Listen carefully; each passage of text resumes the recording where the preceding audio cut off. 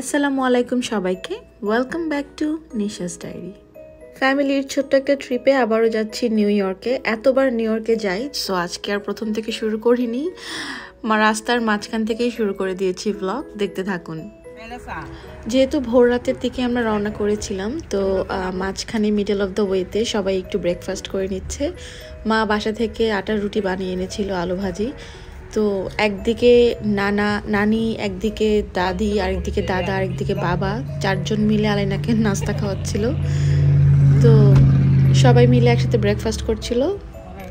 এই তো কিছুক্ষণের মধ্যে আমরা নিউ ইয়র্কে পৌঁছে যাব।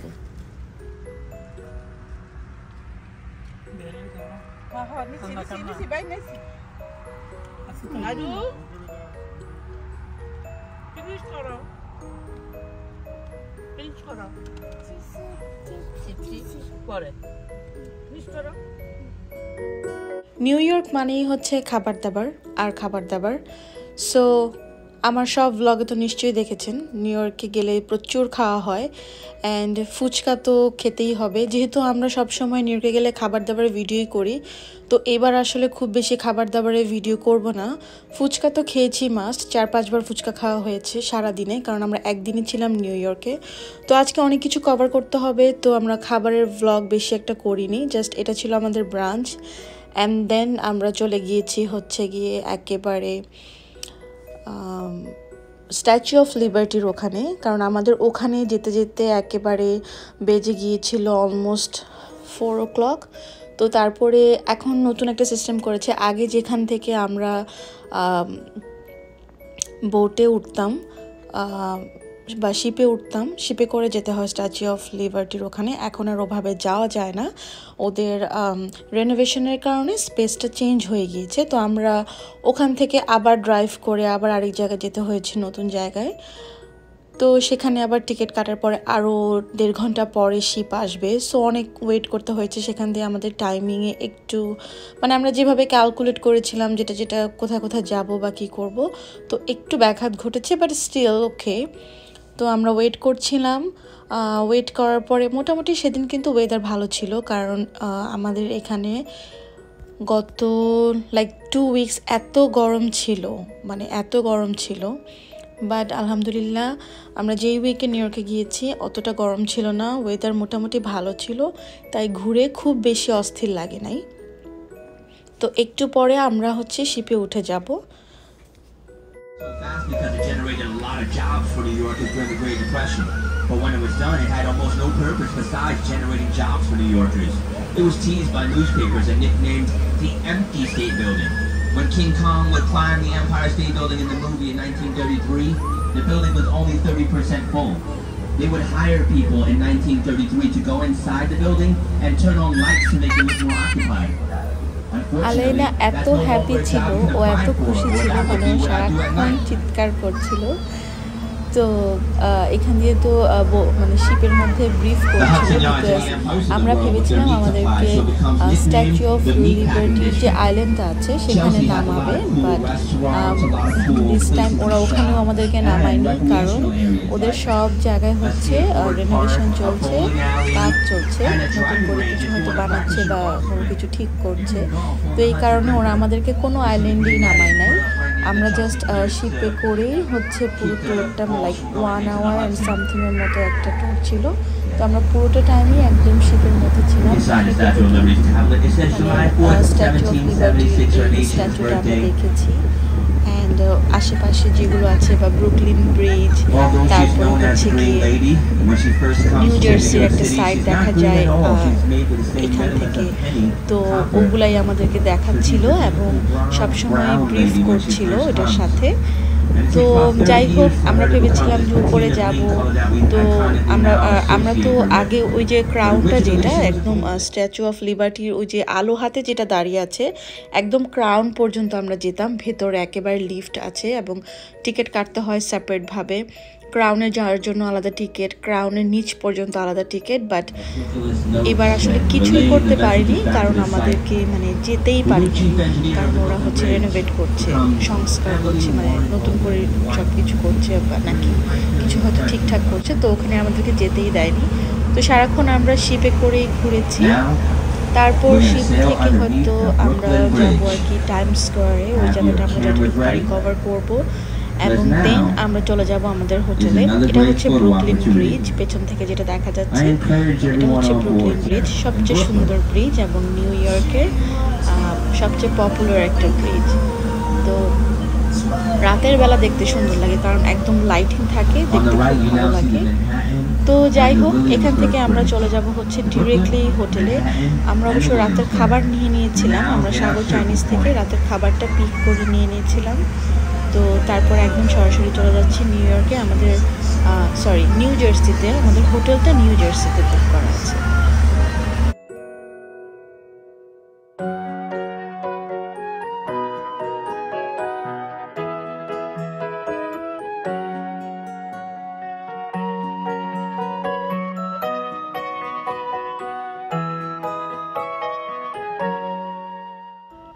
তো আমরা ডিনার একদম নিয়ে বলেছিলাম যে আমরা রেস্টুরেন্ট থেকে, সাগর চাইনিজ থেকে একেবারে আমাদের রাতের ডিনার একদম নিয়ে চলে এসেছি, এবং আসার পথেও কিন্তু আমরা আরও ফুচকা খেয়ে এসেছি। তো আমাদের হোটেলটা হচ্ছে নিউ ইয়র্কে, এটা আর কি নিউ ইয়র্ক না, নিউ ইয়র্ক নিউ জার্সিতে পড়েছে, এটা এয়ারপোর্টের একদম কাছে। তো আমরা আজকে রাতে এখানে স্টে করব এবং দেখা হবে কালকে সকালে। কালকে সকালে আমরা যাচ্ছি নিউ জার্সি আটলান্টিক ওশান সিটিতে বিচে, সবাই বিচ দেখতে যাব। See you tomorrow morning.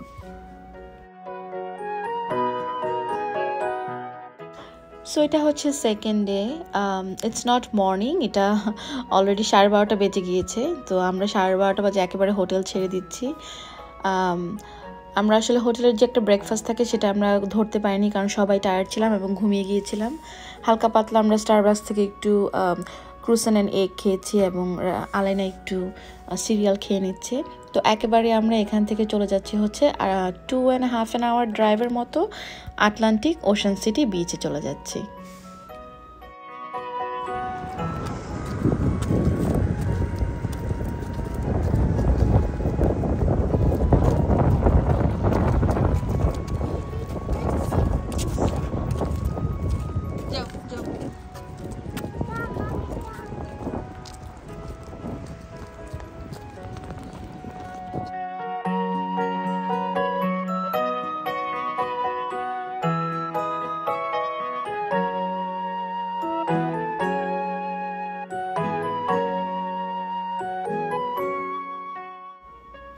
Ocean city বিচটা বরাবরই আমার কাছে পছন্দ, কারণ এটা একটু বড়, ভার্জিনিয়া বিচ থেকে আর একটু বড়, অ্যান্ড অনেক শপ রয়েছে আর অনেক দোকান টোকান রয়েছে, এবং সুন্দর লাগে, ভালো লাগে হাঁটতে।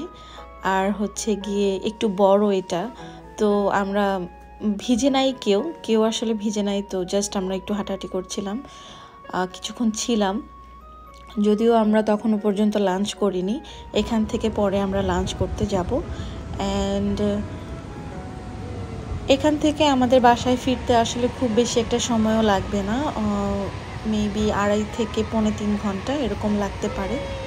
তো ওইদিকে দেখা যাচ্ছে রাসেল আলাইনাকে ট্রাই করছে যেন ও একটু নামে, বাট ও একেবারেই পানিতে নামতে চাচ্ছিল না। ওই যে আলাইনারে চেষ্টা করতেছে।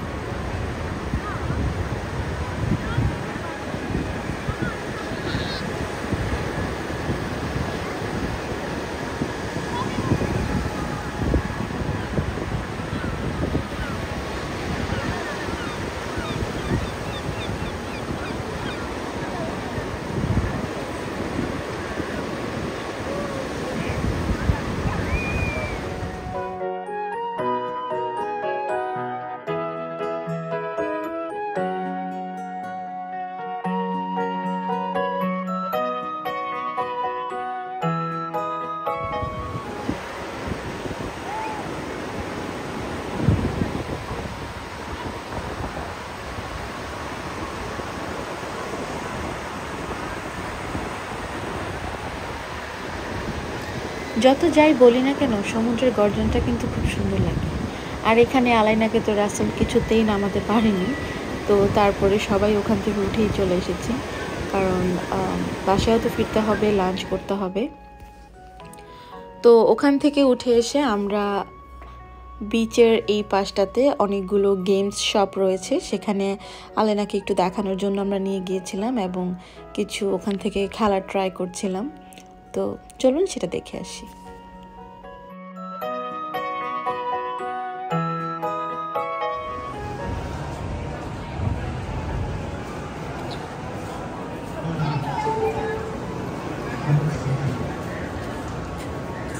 কই গেছে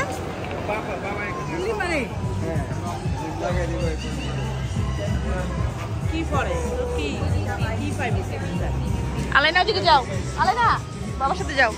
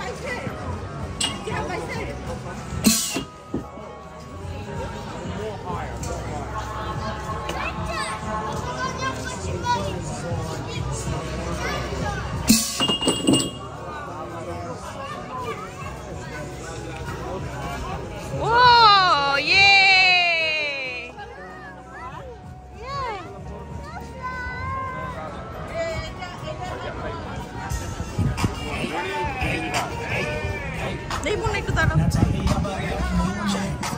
দেখি একটু এদিকে তাকাও, একটু এদিকে তাকাও।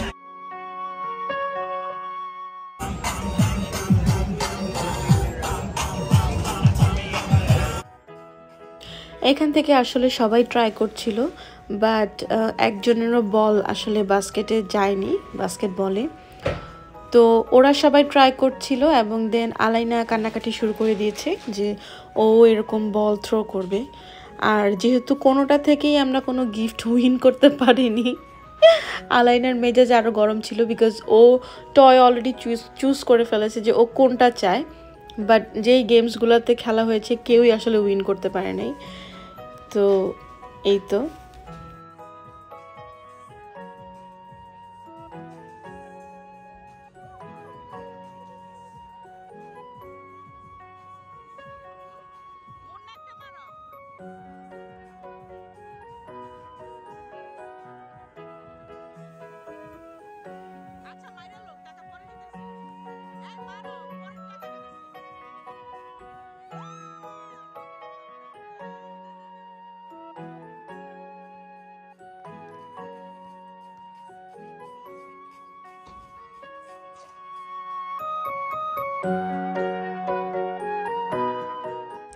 একদম সবার শেষে পরে আলাইনা খুব অ্যাংরি হয়েছিল যে ওকে একটু থ্রো করতে দেওয়া হচ্ছিল না। দেন লাস্টলি যখন ওকে থ্রো করতে দেওয়া হয়েছে and she was like so mad.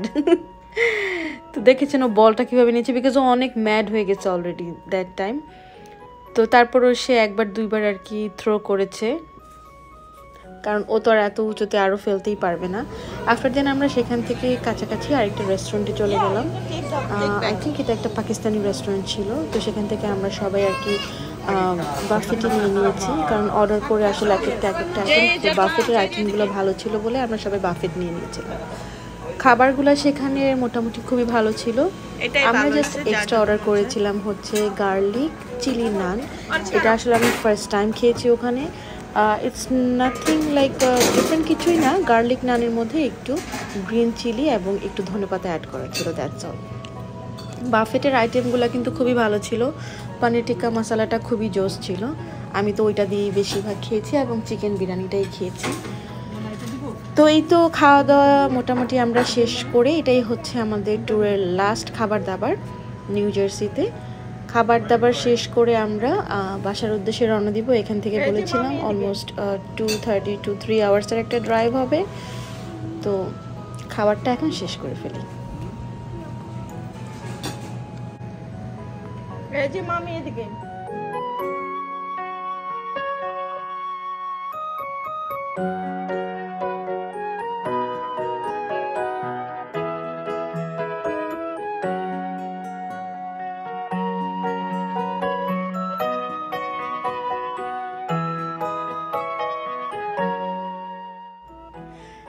আসলে আমাদের দেশের বাইরে আমরা যারা থাকি তাদের কিন্তু জীবনটা টোটালি একঘেয়েমি, কারণ সারাক্ষণই শুধু কাজ কাজ কাজ। এবং কাজের বাইরে যদি একটু এরকম ঘোরাফেরা করা যায় 1-2 দিনের ব্রেক নিয়ে বা 3 দিনের ব্রেক নিয়ে, যদি একটু দূরে কোথাও বা কাছাকাছি একটু ঘুরে ফিরে আসা গেলে কিন্তু একটা নতুন করে এনার্জি পাওয়া যায় এবং একটা নতুন করে একটা কাজ করার জন্য আবার একটা বুস্টিং পাওয়ার পাওয়া যায়। আমার কাছে সেটা মনে হয় একটু ভালো লাগে একঘেয়েমি থেকে বের হয়ে একটু নিজের জন্য বা পরিবার নিয়ে একটু ঘুরে আসলাম। আমার কাছে মনে হয় তাতে আর একটু ভালো লাগে কাজ করতে, আবারও মনোযোগটা ফিরে আসে। তো যাই হোক, আমরা 2 দিনের খুব সুন্দর একটা জার্নি করে আসলাম। ভালো লেগেছে সবার কাছে, যদিও একটু কষ্ট হয়েছে কারণ সবাই একটু মুরব্বি ছিল, তো সবারই একটু টায়ার্ড লাগছিল। তো এছাড়া ওভারঅল আমাদের খুবই ভালো লেগেছে। চলে যাচ্ছি বাসায়, এবং অবশ্যই নিশাস ডায়েরির সঙ্গে থাকবেন, দেখতে থাকবেন আমার ভ্লগগুলো, জানাবেন কেমন লাগছে, ভিডিওগুলো কেমন হচ্ছে। আর বাসায় এসে তো দেখলাম আমি আরেকটা সারপ্রাইজ। আমাদের বাসায় আসতে আসতে 10টা বেজে গিয়েছে। বাসায় এসে দেখি মারিয়া আমাদের জন্য খুব সুন্দর করে রান্নাবান্না করে নিয়ে আসছে। তো একদম জার্নি করে আসার পরে কিন্তু একটু আলু ভর্তা, ডাল, ভাজি এগুলোই খেতে ইচ্ছা করে।